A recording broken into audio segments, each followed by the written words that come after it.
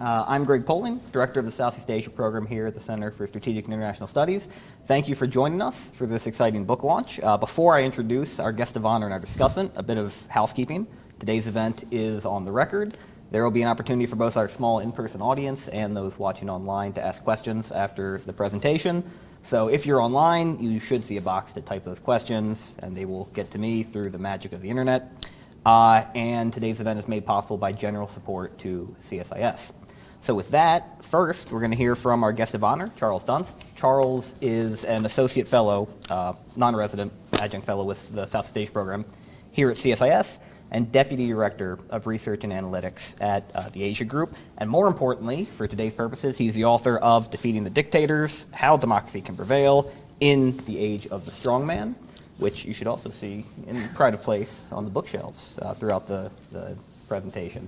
And then after Charles gives us the overview of the book, the main thesis, we'll have a discussion with Derek Mitchell. Derek, for those who don't know, is the president of the National Democratic Institute, former ambassador to Burma or Myanmar, and had a lot of other jobs, the most important being as a senior fellow with the International Security Program here at CSIS, where he ran our Asia work before the likes of me came along. So with that, let me turn it over to Charles to tell us how to save democracy. Charles? Great, thank you, Greg. Thanks, Greg, for hosting. Derek, thanks for joining us, and to everyone for participating online and in person. It's really a privilege to be affiliated with CSIS, and I'm thrilled to have the opportunity to share the book with everyone. So I want to start with a quick anecdote about a book event I did in February in the British Parliament. It was 100, mostly MP staffers, mostly Tories, and I asked the question, well, how many of you have been to a city like Shenzhen or Abu Dhabi or Dubai or even Singapore? You know, half the crowd, about 50 people raised their hands. Then I say, well, how many of you thought that those cities operated better than the city in which you currently live, whether that's Paris or London? I said, well, was Singapore's metro system better than London's? What about the Dubai airport? Did it work better than Heathrow? And those same 50 people raised their hands. And that, to me, is really the reason why I wanted to write Defeating the Dictators, and is kind of the crux of the problem at hand, to me, is the notion that people in democracies tend to think that there are some forms of autocracies that might serve them better, that there is real envy for, I think, the places like Singapore, places like Abu Dhabi, places like Dubai. And because the problem here is if citizens do not believe in democracy, I think they are going to be more open to vote for illiberal kind of would-be autocrats willing to hollow out those institutions from the inside. And I know kind of we're probably well-versed in the US about the challenges here, but there are already a number of serious influential scholars, particularly in Europe, who are calling for some form of autocracy precisely because they believe democracy has failed. I think the European school of thought that hasn't yet made its way over here is this notion that climate change is bigger than democracy and that they need some form of autocracy to come in and fix the big problem that is climate change. And I think it's a real problem as well that people across the developing world increasingly view autocracies, not democracies, as models. I think we all know that Southeast Asian policymakers will say they want China's double-digit growth rates or Singapore's effective governance. There's not so much a sense anymore, I think, of the United States as a model. Or when you go to the Middle East, people say, well, they want the UAE-style successful governance rather than 3 prime ministers in 3 months, as in the United Kingdom. And I think there's an interesting separate anecdote where I recently did a South African radio show, a live radio show, talking about the book. And I think the host says, well, let me do a live poll. Had about 100 people call in and said, how many of you would trade some of your democratic freedoms for a country that worked? And 99 of the 100 said yes. And he said, well, for us, sitting in South Africa, the example's not Singapore, the example's not the UAE, the example's Rwanda. He said, for us, kind of autocratic Rwanda, with its vast human rights abuse, is the model. So how does Defeating the Dictators fit here? Simply put, my book aims to do what I think far too few autocracy books have actually done, which is offer a tangible roadmap for combating autocracy at home and abroad. I think there's a lot of literature about what's gone wrong in the United States, why there's been democratic backsliding in Asia and Africa and Latin America, Middle East, but there is less literature on how to stop that from happening in the first place and how to make sure that democracy is actually working. So my roadmap centers on providing good governance where democracy already exists. Because good governance, in my opinion, can counter the autocratic impulse at home and make our system more attractive abroad. So bear with me quickly as I just run through this roadmap. I've dedicated 8 specific chapters to 8 specific items of what I kind of consider good governance. So the book looks first at ancient China and then modern Singapore, which I argue democracies can emulate to make our own systems more meritocratic. Then I looked at France, Malaysia, and South Korea on one end of the spectrum, as well as Singapore and the UAE on the other, to see how and why governments should hold themselves accountable. I focused also on Vietnam to see why we must reestablish trust in government and focus on Vietnam's strong performance in the early age of COVID-19. I then moved on to past examples from the West's private sector to understand the importance of making long-term plans.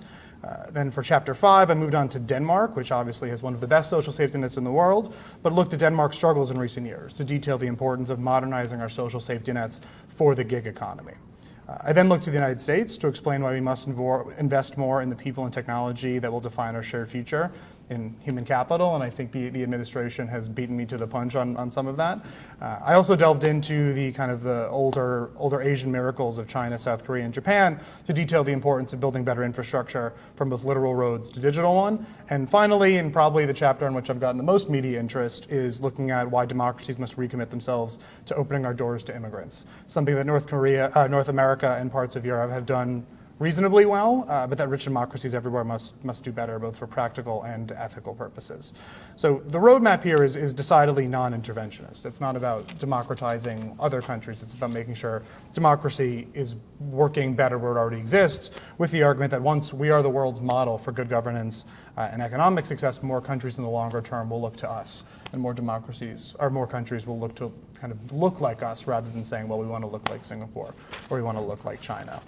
And I'm sure there are people wondering, well, why is this book necessary? Autocracies don't run the world. I think as Russia found out, they still rely on the Western financial system and Western technology. This bleak future of an autocratic global order has not yet come to pass.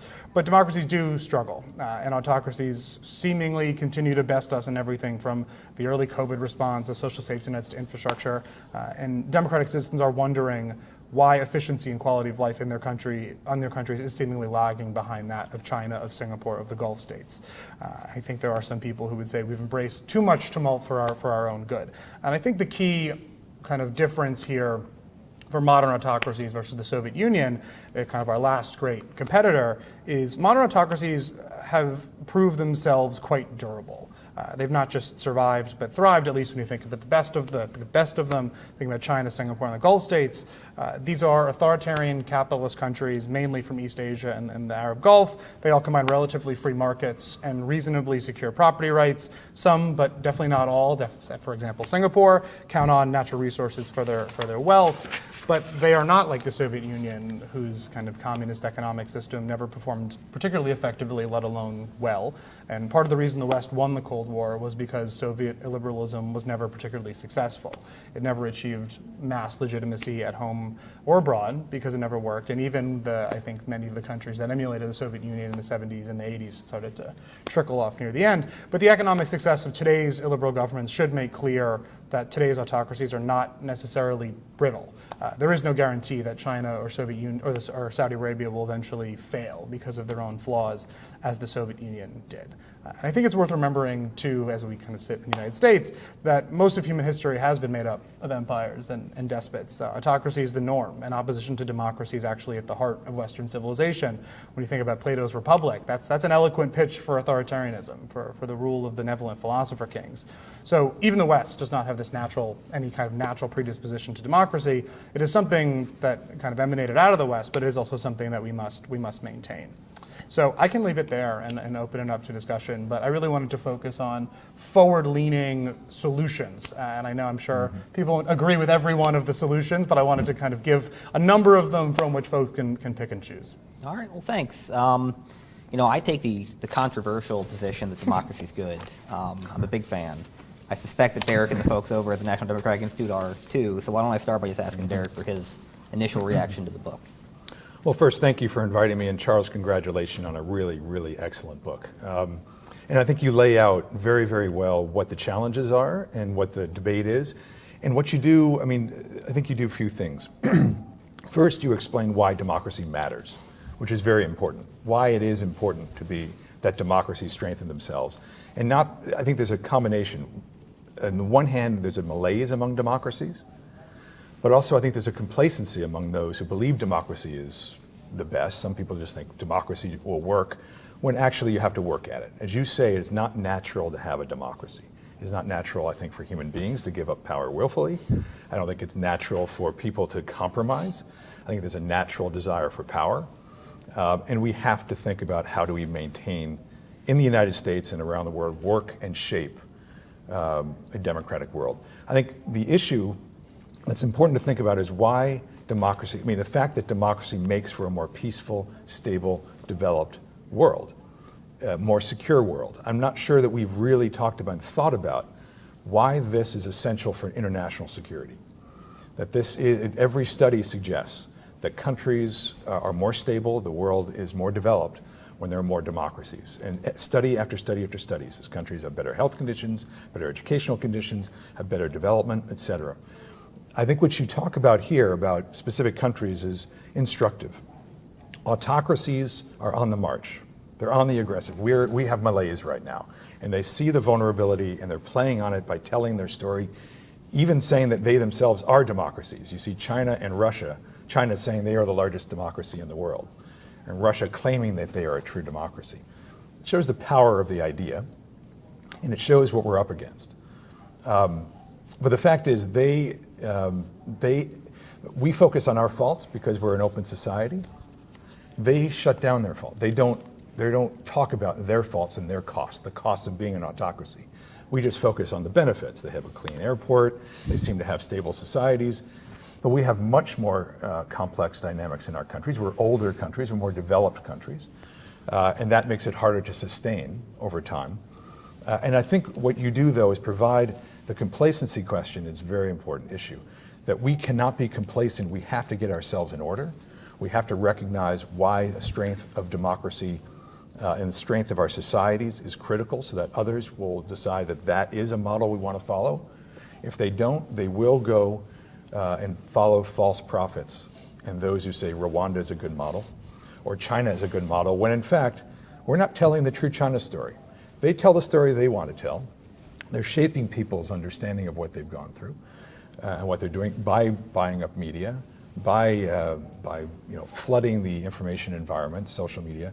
And I think we need to go on the offensive with more confidence, understanding why democracy matters, understanding our strengths, understanding what we need to do better without complacency, being honest about it, which is what your book does, and very importantly, and then take the fight to the autocrats to say they are standing on a Potemkin village. It is not honest that yes, we have problems, but they have more problems over time. You take a snapshot today, but look at it 10, 20, 30 years from now. And for every Singapore there is, for every China there might be, there's a Venezuela, there's a Nicaragua, there's a Burma, there's a Turkey, places that have so much more potential. But because of governance, because of autocracy, they have undermined, and you look at China as well, undermine a lot of the strengths that they have. The final thing I'll say is one particular study. MIT's done a study on this. It said that over a 25-year period, countries that have gone democratic have 20% better outcomes than autocracies.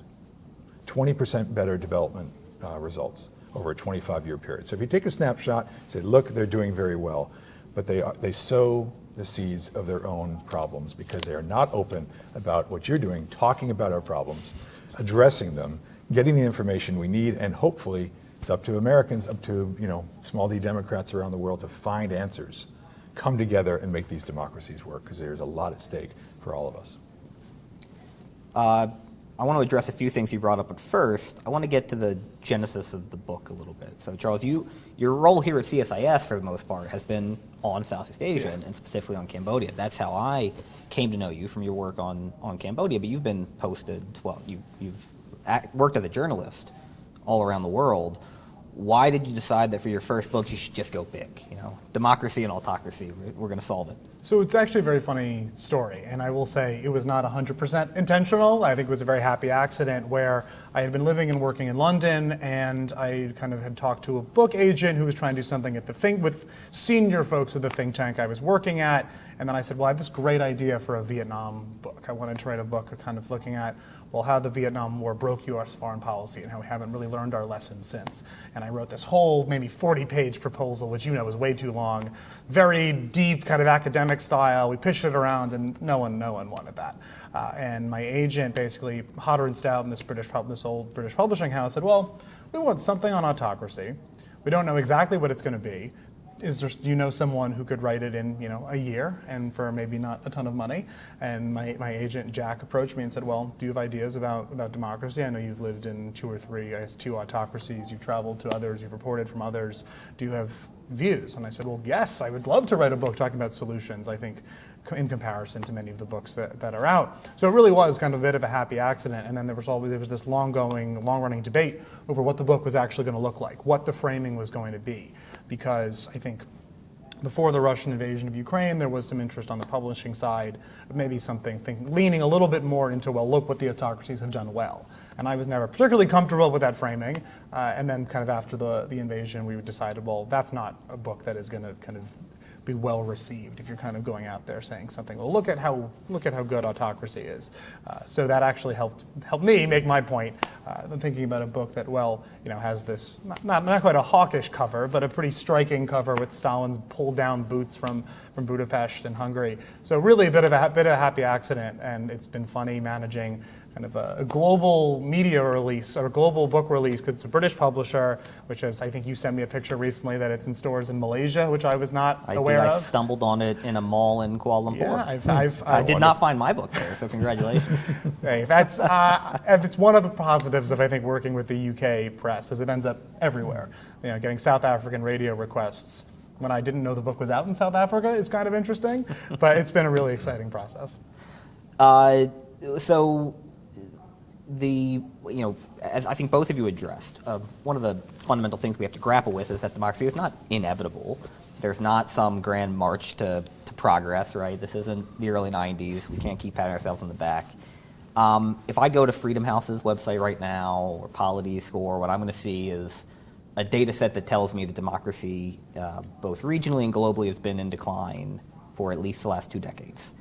That said, though, if I take a longer horizon, I'm going to see that each of the 3 democratic waves included a period of recession, right?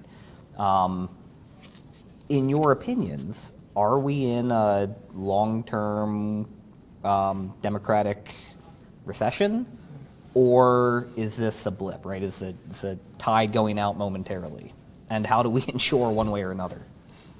I would like to be optimistic and say it's a blip, and I think 2022 was obviously a bad year for autocracies. And I think particularly in the region in which we all work on, 2022 was pretty good for Southeast Asia, I think, in the sense of you had reasonably free and fair elections in the Philippines, in Malaysia, and certainly those are not perfect democracies by any means. But I would like to be optimistic and say it's a blip, but I think we probably need a bit more evidence in terms of, well, how are the Turkey elections going to go? Or how are Indonesia's elections going to go in, I guess, a little bit over a year? How are Thailand's elections going to go next month? And those are just kind of a few examples in the region. Obviously, we probably know best. So I'll be optimistic and say it's a blip, but I'm curious what Derek thinks. Well, I used to get asked all the time, are you optimistic or pessimistic about X, Y, or Z? And I always hate that because it's, I'm neither. I think you have to be realistic about the challenges. As I get to the issue of complacency, I don't think it's going to naturally go one way or another. When people ask, is it in recession, it's more under attack, is how I put it. We look around the world. I mean, again, you look at Thailand, or you look at Turkey, or look at around the world, Sudan, look at in Burma, people are fighting for democracy. People are coming out and demanding their rights. In China, the blank paper movement last year, and they're finding in China over time as they develop that people want a voice. It is natural for human beings and for citizens to want a say in their own affairs, to want dignity, to want fairness, and to want a voice in how they are governed. That is natural. Whether guys with guns or those in positions of power, whether they're going to easily give up that or not shape ways to control others, that's a natural impulse as well. So that's always going to be there. We're never going to have end of history where one is won and the other gives up. So we have to struggle for it and recognize, again, why it matters that people have this voice, why it matters that we get our houses in order, particularly the United States as the paragon for better or for worse. We've never been a perfect democracy. We've always been a work in progress. To be a democracy is to be a struggling democracy because no one's perfect. But clearly we could do a lot better so that countries do not look to Rwanda or China or say, well, that seems to be working a lot better than those guys. Look at January 6th. But that doesn't mean that the demand for democracy is any less or that the future is somehow fated to be an autocratic future, because you see that dynamism. It is everywhere you look. The demand for democracy, but people with guns and power are trying to suppress it. So we've got to help shape. Derek, in your response, you pointed out that big data sets tell us that on average, democracies outperform. Of course, autocracies can excel here and there. Yes. Charles, in the book, you've got the famous de Tocqueville quote. It's not that America's got everything right; it's that America can adapt. Right. And I think one of the things that we see is that what tends to bring down autocracy is the inability to adapt.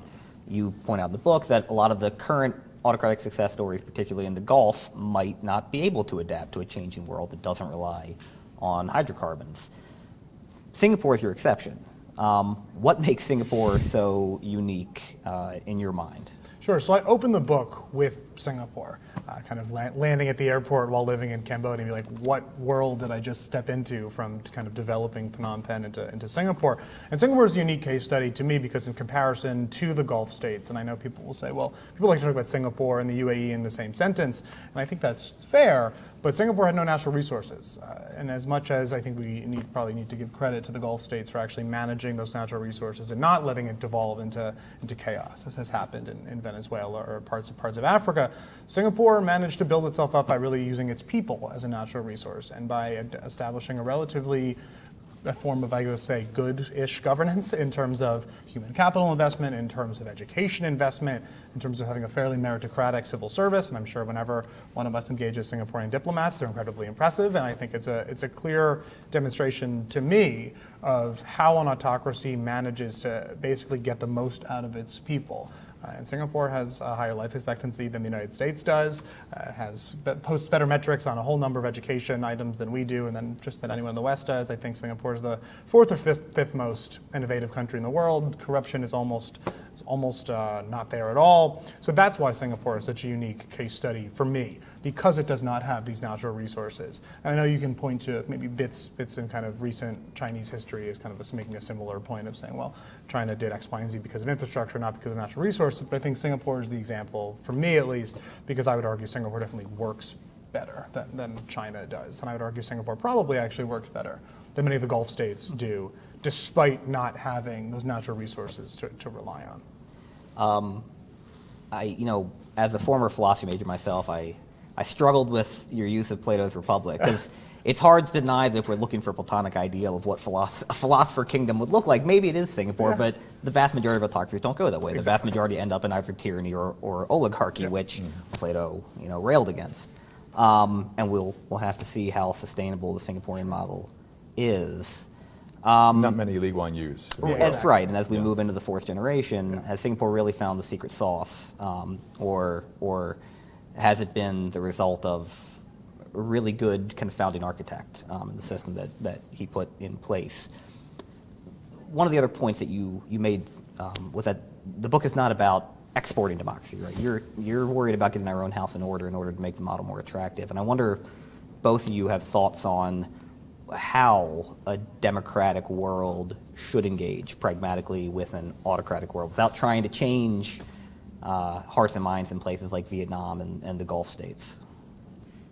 I would argue that I think in recent months and recent years, I think U.S.-Vietnam cooperation is actually probably a positive example of this. Where I think I'm going to butcher the exact phrasing, but I believe President Obama in 2014 said something to the effect of, well, we respect different political systems. And that was a clear demonstration to the government in Hanoi that while we are not trying to overthrow your government and instill democracy, but if we respect your system, you have to respect our system. And respecting our system means that we are going to raise human rights concerns because it is part of the American DNA. And I would argue that that's been a relatively successful effort, and I think there have been improvements on the margins, even if Vietnam is not a democracy or not a liberal country in the way we might like. But clearly, there's a difference between the Vietnams of the world and the Russias of the world. And this is a question I've been asked repeatedly, is, well, how do you engage autocracies? Well, it's country by country. I mean, every autocracy is not the same. Whereas at the moment, I would say Vietnam is broadly supportive of the rules-based order. I think clearly China and Russia are not, and I would say maybe Saudi Arabia waffles somewhere in the middle.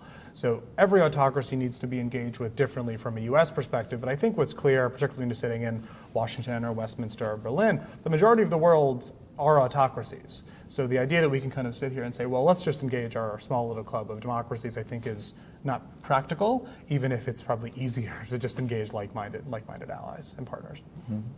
Well, I certainly agree with all of that. I don't think there's any purity in foreign policy. You have a lot of different multiple interests at any given time. What I would like to see, though, is more recognition that democracy is an essential part of the toolkit. That when we talk about diplomacy, defense, and development, it's critical that democracy be a fourth D, in essence, that is a strategic importance to the United States because of what we talked about earlier, that we have that a more democratic world makes for better partners, more stable international environment, better outcomes on the whole slew of things we care about, better peace outcomes. You would think if a single factor allows for all these results, that would be a strategic issue for us. Now, does it define every relationship we have in the world? If someone we then stamp as autocratic, then therefore we don't deal with them? No, we have clearly lots of other reasons to engage. Also, you talk about Vietnam and the Gulf states. Those are the tough cases. Those are the hardest autocratic places. Most of the countries around the world, when you say a majority are autocracies, now they're saying a majority of people are, and that's because they've moved India, I think, over into a less democratic, even though it's democratic in a way. There's very democratic in most ways, but it's a spectrum. So, we have to be walking and chewing gum and being smart about this. But what I think, and I don't think is recognized enough, and I come out of that security community, I worked in the Pentagon, I've done that strategy stuff, is that we don't recognize that this is strategic to us. This is actually important for the world that we're trying to shape, not just in terms of military security, but political security. And we need to be more thoughtful in working this factor into our foreign policy without, of course, gumming up the works in relationships that we need for other purposes. So this is what the Biden administration of late has tried to differentiate good autocrats and bad autocrats, right? The revisionist autocracies and the rules of Biden autocracies, the Vietnam problem and the national security strategy. In cases like Cambodia that you know so well, Burma that you had to work on, how do we strike the balance between positive inducements, right, the supporting civil society and free media and the like, versus trying to impose sanctions and particularly in a place like Cambodia, where we tend to reach for the sanctions because we don't have a lot of good ideas on the former? Well, I know we're on the same page on Cambodia because we wrote that report maybe 8 months ago, basically arguing, and I think this is actually a very helpful demonstration of thinking, if you think of U.S.-Vietnam engagement as a positive example of, well, here's how to engage in autocracy for strategic reasons and make some push kind of along the margins in terms of some human rights improvements. Cambodia is the opposite, where we offered essentially no inducements or limited inducements for about 30 years and just strongly criticized Hun Sen, the prime minister, who is kind of a hard-out dictator, we basically just hit him over the head with sanctions over and over again, and then wondered why he was not cozying up to the United States, or wondered why he was cozying up to China and cooperating on things, including this potential naval base, this Chinese naval base.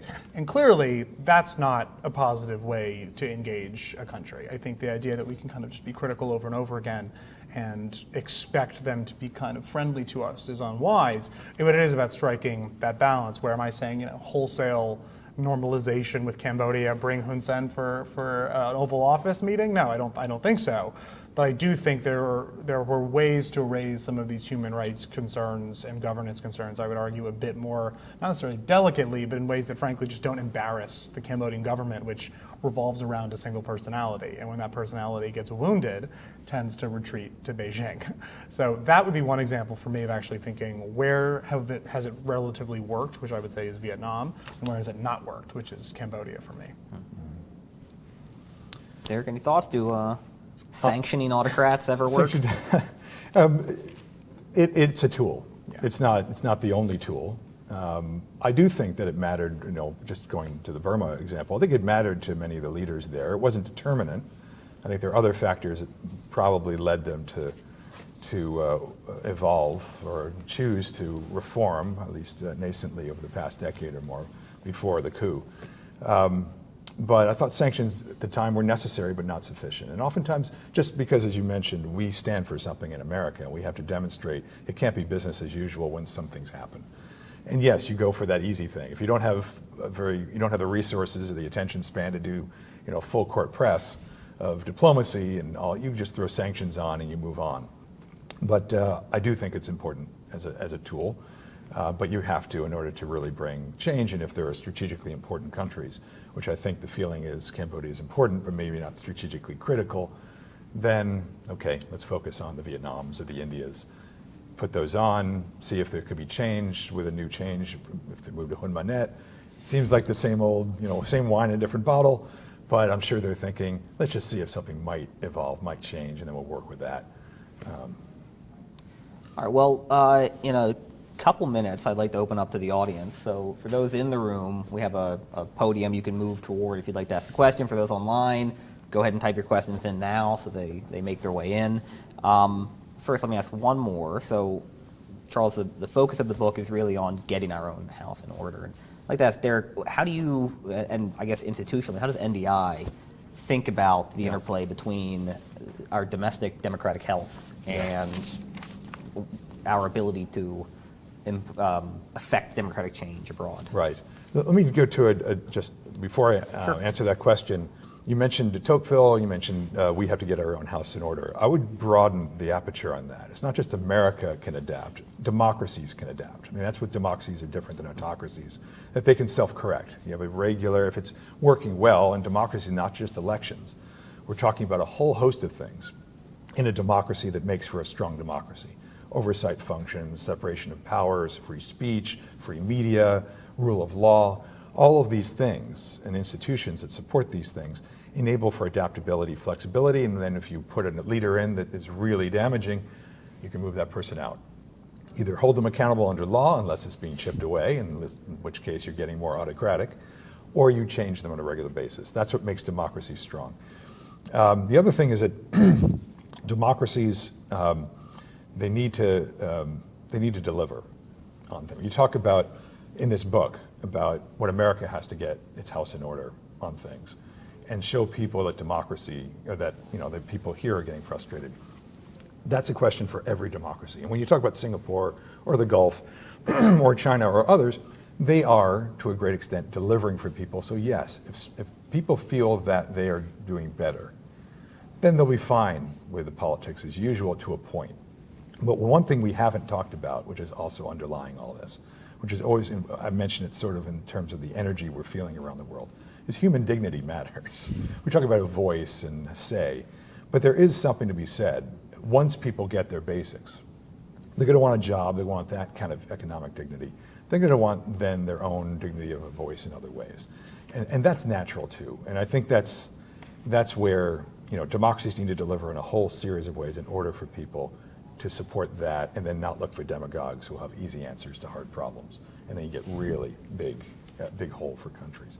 Now, in terms of what NDI does, and how do we, we're an American organization situated in Washington, but we have 55 or so offices around the world, 85% of which are led by non-Americans, and the vast majority of the rest, if not all, are local staff.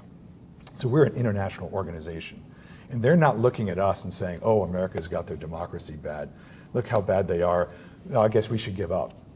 They're fighting. They're fighting for their own rights, for their own voice, for their own interest, and their own sovereignty. And what we do is not, as you talk about exporting, I think the view oftentimes is America is exporting democracy, or even promoting democracy. We do promote in a way, but it's not like Iraq we are supporting democracy. We're supporting those around the world who have affirmed for themselves a desire to be better at the democracies that they say they want. Even the governments are saying that for the most part. So we are assisting those, listening to them. What do you need? Let's bring international experience, because not every democracy is the same. There are different types of democracies. Let's give them a sense of what the experience, lessons learned around the world, they learn from it, and they can be stronger. And maybe they can be better than us, and we learn from them. We're finding in Taiwan, we're learning about how to do counter disinformation, cyber defense, better from Taiwan or Estonia than we've ever done. So building these networks shows solidarity, it shows support, it helps resilience, as we're seeing in Ukraine, and frankly can make our own democracy better, though NDI is not about American democracy. It's the one democracy we don't work on because of a variety of factors. But it is connected. There's no doubt that, as we talked earlier, the problems here do have a ripple effect on people around the world who look at that and go, well, maybe democracy is not the answer. But then they say, but we want a voice, and we want to have, we want corruption, and we want regular accountability. And we say, well, that's democracy. Forget the term. That's democracy, and that's a natural desire. All right, let's open it up to the audience. Anybody in the room or online? Anthony, you want to go first? Yep.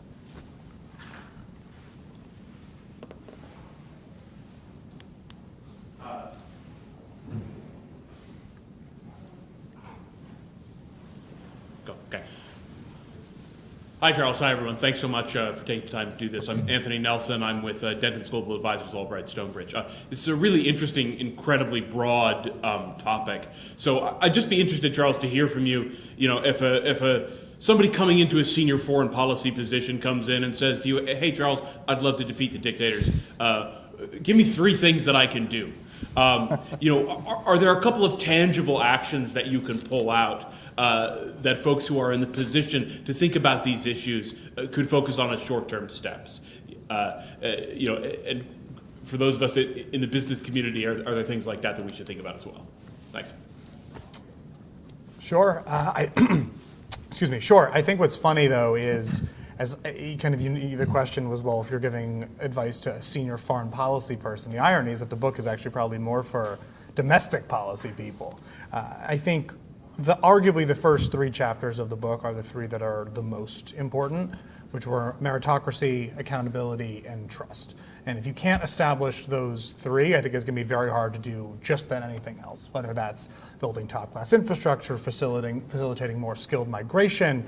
And I kind of laid out a number of suggestions in those chapters for ways to actually boost accountability, trust, and whatnot. And I think probably for the business community, one of the ones that matters most for trust is actually that the private sector is more trusted than any other institution in the world. Polls show that. I think it's an Edelman has done these polls maybe 4 or 5 years in a row, that the private sector is actually much more trusted than the government, the media, and the NGOs in, I want to say, 15 of the world's top democracies. And there's a suggestion in the book basically saying, well, when the opportunity is there, I think governments in the private sector can engage on successful public-private partnerships that have the ability not only to actually deliver better in terms of roads, in terms of COVID vaccines, but actually the government can leverage some of that existing trust in the private sector, where I think the pithy line I use in the book is, people trust Tim Cook more than they trust Rishi Sunak, which is kind of this odd thing that is somewhat under-discussed, where we do have this sense of, well, democratic governments are going to win the most trust. And while I think that may be true, they can lean on the private sector to help build that trust. So that would be one very tangible example. I think another example, I mean, this is more for the United States than any other country. I think limiting the number of political appointments beyond 4,000 would be wise. And it's just a numbers game, finding 4,000 people who are politically connected, politically aligned, some of whom have to make it through the Senate. It's very hard to actually staff those 4,000 effectively, and leaves jobs open, which leads to lacking effectiveness across the whole government. And I think there's also the issue of career civil servants or career diplomats getting frustrated when an outsider will get appointed ahead of them, and then they feel kind of slighted, and that being slighted leads them to leave the government or leads to declined performance. So I think for the private sector, it's thinking about engagement with the government in ways that could be successful. And I think obviously the CHIPS Act is kind of a clear example of that. And then if I was actually a policymaker, I think slashing that 4,000 number and converting more of those jobs to career appointments, or more programs like the White House Fellows Program that are clearly meritocratic choice would be wise. You're not referring to highly qualified political appointments like Ambassador Derek Mitchell? Not like Derek. Yeah. No, Okay. no, of course not. Though others would differ, I'm sure. No, I think again, the book is outstanding in that sense of providing that scope and the fact that democracies need to deliver and we need to be focused internally, and you talk about U.S. domestic. And it's a fairly progressive agenda, so I wonder how others in the United States would view that, but I agree with all of it. I do think we have to focus on infrastructure and education, all these things, and frankly talking to each other is kind of important too instead of at each other. But to the question, I would say three. As I thought about it, I thought of three things. One is get house in order. Get our own houses in order is important.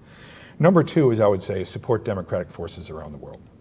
I mean, not in a way that you do it in a smart way, but I think supporting democratic forces is a very important way of defeating dictators, and don't shy away from the fact that they need that support and solidarity, both verbally and in substance. And then I would think the information war, attack the false narratives of the dictators. And particularly thinking of China and Russia, but they're going out there shaping an information environment, selling these techniques to block, to put firewalls up, to stop their people from understanding the truth, and then shaping the way others understand the truth. I saw the article recently about Russia in Africa. China's doing that everywhere. They're not telling their true story, and that tells you, it gives you insight that they fear the truth, that they feel they don't have actually a great story to tell if they can't tell the truth about it, or don't allow people to understand, even in their own country, what the truth is and have honest debate. That shows insecurity about it. And it gets to the original point. Democracies, though, shouldn't be complacent. We should be more confident about the strength of our own societies, the well-being of our own societies, even if we show our dirty laundry. That the autocracies don't, but that's our strength, that we're able to adapt and deal with those things. But I really think we have to get the facts, get over the firewalls, and get facts in, and not be complacent about how things are being shaped by the dictators, inside and outside. And I would just add one quick thing that came to mind that's not in the book, but I've discussed it kind of extensively since, and I think I'm probably preaching to the choir here, is investing more in things like Radio Free Asia, Radio Free Europe, that I think it's clearly atrophied, and I'm not the first one to say it, but U.S. public diplomacy has certainly waned in recent years, as you're talking about, where in Southeast Asia, certainly I think the Russian narratives of the war are being picked up in Indonesian media or Vietnamese media, and has helped shape those countries' policies. And clearly China has done something similar, where I think Thailand is actually probably the obvious example a few years back, where China spent all this money investing in state-run media in Thailand and spreading China's narrative in Thailand, and actually did result in a change of the Thai policy conversation that I think is part of the reason why Thailand has become a bit more oriented towards China. So clearly I think there is a need for the U.S. to reinvest in those programs that were so successful during the Cold War, even if we're not in my view, not in a Cold War 2.0. I think that's an unwise framing for a variety of reasons, but still I think those tools can be effective. Yeah. Thanks. All right, let's go to Murray for the next question. Thanks, Greg, and thanks, Charles, Derek, for the great conversation. Charles, I haven't read your book, but listening to you, and Derek discussing it, I'm now convinced I need to. It's fine. Just buy it at least. I'll borrow your copy. I feel a little bit that the conversation's moved on, but I wanted to jump back a little bit to Vietnam and Cambodia. Yes, U.S. has good relations with Vietnam, but human rights is not like it's not an issue. There are foreign leaders of environmental NGOs that were fighting coal expansion who are in prison.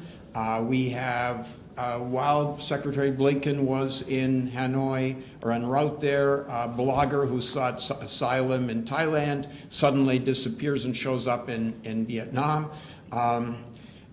So Vietnam has its challenges, but because it's economically and strategically important, we have a sort of mid-level human rights dialogue we're satisfied with that, the U.S. is. Then Cambodia, when I talk to Cambodians, and you've probably had this experience too, they say, why are you constantly picking on us? We're not worse than the Vietnamese, but they're bigger, they're more important to you, so you pick on us as little guys. And, you know, I don't know quite what you do with that in a government that, like Derek says, and even Derek's job, your job is to promote democracy and human rights. And I agree that it's really important, but there are places where the U.S. really focuses, and then other places, for strategic reasons, it sort of looks away. And I'm not sure that that helps us in the countries that recognize that neighbors get treated better because they're more significant and more strategically important. So I don't know if you want to go back and revisit that topic, but just throwing it out there. Thanks. Well, no, there's no doubt. I mean, there's no simple consistency in this, and there's hypocrisy because of different interests that exist. There's no doubt about that. You know, it's very difficult to explain that to others, but I agree with Murray that we need to be speaking more and even more publicly on these issues when it comes to Vietnam and when it comes to India, to be honest. We should not be shy about saying we have differences in these areas so that countries can see that we are not completely silent where there's obvious challenges. I guess the point we were making earlier is there is a balance. There are a variety of interests in different countries, but we shouldn't be completely silent, because it does undermine our ability to engage. And we have an interest in Vietnam becoming a more open society. They're not as good a partner as they can be over time because of the system that they have. They're not as stable, they're not as credible, and I think we would have a much stronger relationship, same in Cambodia, were they to be more open and democratic, and we should be acting on that interest. I would agree with all of that. I don't think I have anything else super smart to add besides on Cambodia. I do think they have a little bit of a point when they do feel like they are being picked on in comparison to their neighbor. And I think it is part of the reason why, as much as I think the hypocrisy is part of U.S. policy here, that of course, if Saudi Arabia is much more important to us than Cambodia, we're going to push the Saudis less on human rights. I think everyone understands that's part of the game, but I think that can be done a bit more delicately at times, particularly when you're dealing with neighbors like Cambodia and Vietnam that have their own historical resentments dating back hundreds of years. And I think with Cambodia, it's unique because there is this historical memory and there is no positive story for the United States and for the West to actually tell. Where in Vietnam, the story is, well, we lost this misguided war, then we reestablished ties with Vietnam, and now we're friends, and we'll push them a little bit on human rights, but we try not to do so much because of the historical, over U.S. engagement in Vietnam or whatnot. Where Cambodia, there's no good story. The good story is we spent $2 billion to democratize a country, and it didn't work. Right. And Hun Sen has been there for almost 40 years at this point, and for many of the people who have made Cambodia policy for 40 years, which has actually, I would argue, been outsourced mostly to the Hill, because I think no White House has made Cambodia a focus for obvious reasons. The folks on the Hill who care about Cambodia are either the folks who've been around for 40 years, who have personal disdain for Hun Sen because they feel like he broke their project, or folks who represent the Cambodian diaspora, which tends to be a bit more hawkish. So Cambodia is a little bit of a unique case there, but I think governments, particularly at the executive level, at the White House level, I think need to actually set a bit more of a directive on Cambodia policy in particular, and actually saying, well, this is a country that we did not care about strategically. We didn't think it was strategically important, so we hit them over the head with human rights abuse criticism. But now they are strategically important again because of this potential Chinese naval base. So I would say, certainly as much as there is going to be this hypocrisy, and well, when is a country strategically important enough to not criticize or to criticize less, we probably need to broaden the aperture of when countries can be strategic, rather than just saying, well, they're never going to be strategic, because as Cambodia has proved, you can be not strategic and then be strategically important again. So I'm a big believer in speaking publicly, as Derek said, but maybe doing that a bit more carefully than in Cambodia, where I think Cambodia has been, it's been much harsher than Vietnam. It's been harsher than just anywhere else in the region, maybe besides Myanmar. So I think it is about calibrating that response, and certainly speaking publicly, but carefully. We're the other partners in the Paris Peace Agreement. I mean, there are other countries involved too. Yeah. They can speak up. I mean, they've abdicated.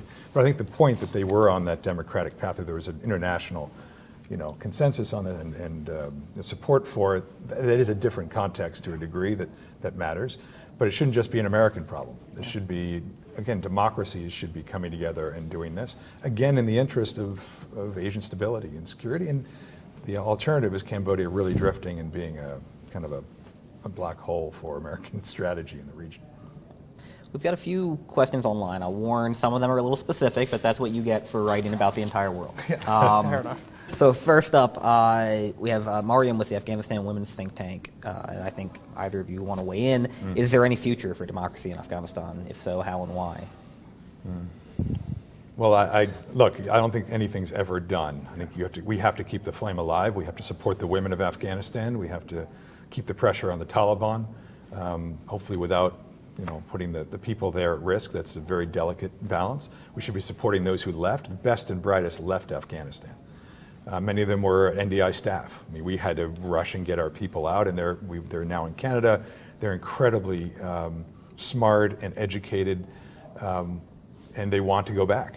They want to be part of a different future for Afghanistan, and we should help support them in some fashion to be ready if something changes. And that's true everywhere. So I don't give up on any country, whether it's Burma, Afghanistan, or anywhere else. I think that we have to always support those because we keep the flame alive everywhere. And I think the only thing I would add to that is kind of a clear example to me of where a Radio Free Europe type effort could be quite successful. And I think making sure that people in Afghanistan are still actually receiving real news of not only what's happening in their own country, but what's happening abroad, particularly as the Taliban tries to clamp down on social media and other kind of free media. So I would just add that to Derek's helpful comment. Dustin, no affiliation. Would you say that foreign influence efforts on the general public in America have been effective? If so, why aren't we talking about it more? That's a really interesting question. I think they've probably had a bit of effectiveness, but not nearly as effective as in developing economies. I think there are many books out on kind of China's efforts on this front and Russia's efforts on this front. Clearly, I think Russia managed in 2016 to boost disinformation in what they found to be a relatively fertile environment. I think the idea being, well, the United States was so divided, we're so polarized, there was so much use of social media, so little guardrails on things like Facebook and Twitter, that we ended up kind of, that found some success. But I wouldn't overstate it. And I think particularly thinking about the 2016 election here, it can be a little bit of a cop-out sometimes to say, well, Trump only won because of Russian disinformation, which I think actually discounts the real problem, which the real problem is enough people were kind of fed up with the system as is, that they were willing to vote for someone who promised to kind of drain the swamp and start over, of course, even if that was not actually part of, did not happen in practice, obviously. But I think we should continue talking about it, particularly as China in particular spends more money on it. But I'm actually more concerned about the developing world and countries that could be our partners, particularly in Latin America, in Africa, in Southeast Asia, places where people are generally more receptive, I think, to this Chinese media in particular. And I think there's a really good example of Xinhua, the Chinese outlet, tends to cover things that Western media doesn't cover, like the minutia of some ASEAN meetings, and then we'll send those stories for free to be syndicated in kind of cash-strapped Thai outlets or cash-strapped Vietnamese outlets. And that does help shape public opinion in a way that I think is more friendly to China and less friendly to the United States. So I am worried about it in the United States, but honestly a bit more worried about it abroad. Or just to say, I think and play off the fertile environment is important. I agree, they don't create problems, particularly in the United States or even other places. They may create a problem of information integrity to some degree, but they're taking advantage of environments that are polarized, that are already weak, which gets to, again, the core point of the book, which is resilience against that. The stronger we are as societies, whether it's America or if it's in Georgia, the state of Georgia, the country of Georgia, or Ukraine, or just go around the world where there are polarized environments. Those are fertile ground for playing with, and that's what the Russians do. They play, or the Chinese, they play with environments that are already polarized and exacerbate that. All right, we've got a very specific Singapore question. If Singapore is such a well-governed society, why is it for the past 25 years at the bottom of industrial countries on Gallup's Q12 for employee engagement? That comes from Stephen Sipe with Temple University. I'm going to assume that you are not familiar with Gallup's Q12 for employee engagement poll. So why don't I just ask you, what are Singapore's problems? It's not a perfect utopia. No, of course not. Otherwise, they wouldn't have active parliamentary debate and citizen engagement. So, No, absolutely. I think Singapore is not a perfect country by any means, and it's something I've had to clarify in more than a few interviews with people saying, well, you paint Singapore in the book as this great place to live. I'm like, no, I tried to caution against it repeatedly. I think it was actually one of the criticisms I got from folks who endorsed the book in early stages. I think the UK Chancellor of the Exchequer said, you're a little too soft on Singapore. But anyway, I think the problems that they have are kind of manifest in a whole number of issues where first there's the political question of can the country survive without Lee Kuan Yew's dynasty being in power. I think that's yet to be demonstrated. And of course, when you are an autocracy, you are relying on kind of one person, and it's usually a man. You're relying on one man to govern the country effectively. And it's pretty easy to get a bad son in power or the bad cousin who comes in and kind of messes everything up. So it's yet to be demonstrated to me that Singapore can fully avoid those pitfalls. But also, Singapore's birth rates are not particularly high. Of course, Singapore relies on a migrant labor workforce that does not have any meaningful human rights or political rights, I think, in a way that we would like. Secondarily, Singapore actually innovates less than the democracies of the region. So you think about South Korea, you think about Japan, you think about Taiwan. There is a reason why Singapore does still rely on those countries or on those places. And I think the key bit here is, as much as Singapore can kind of develop wealth, the data does show that if you live in a democracy, you are still likely to live longer, you are still likely to be wealthier, and even if Singapore is that exception, it's certainly not a perfect place, and it's not escaped all the problems of an autocracy. It's also a city. I used to find it funny that China wanted to be like Singapore. Like, it's a city.